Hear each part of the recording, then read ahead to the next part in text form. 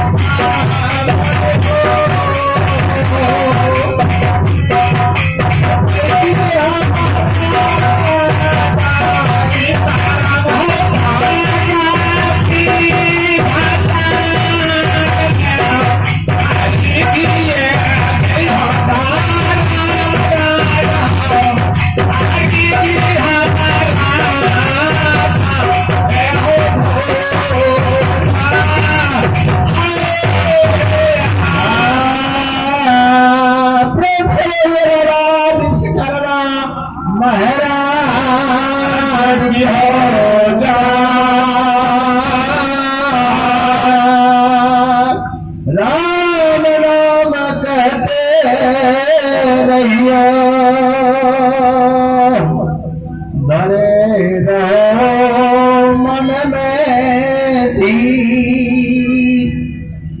कारज सभी संभालेगा सीता भाभी रघुबीर सिया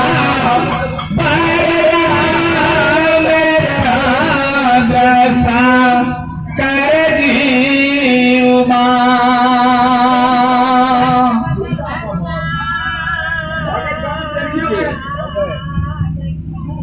जा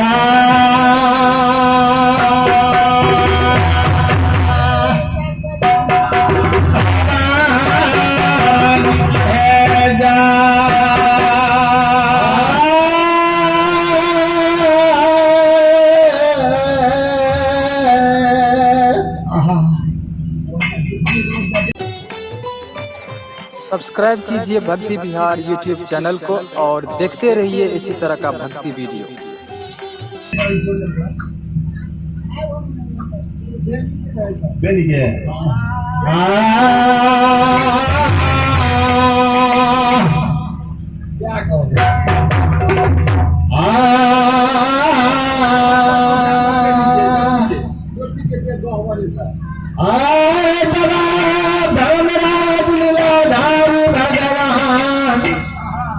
ज्योति के दरबार में ज्योति बाबा के दर्शन दे के वास्ते ये लिए होपी नंद हो बाबा के दरबार में ज्योति के दरबार में बड़ा धर्मराज संत स्वरूप धारण के गए मित्रों में लिए ज्योति द्वार पर जाकर बाबा धर्मराज और ज्योति ज्योति आवाज लगावे छे से बाबू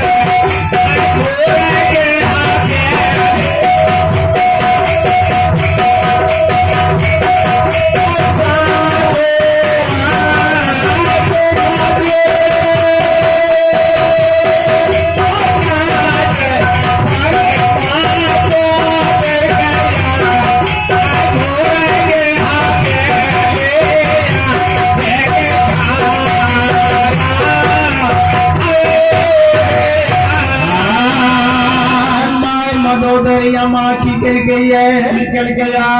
जब साधु के मुख नजर फिर गले लौट कर अपना भवन में चल गई है। जय हो हाथ में माइला माँ की गिर गई, लोटा में जल डाल गई है। एक हाथ में पांच सिंहासन डाल गई है। माया माँ चले ले द्वार पर बाबा संत के लोग में।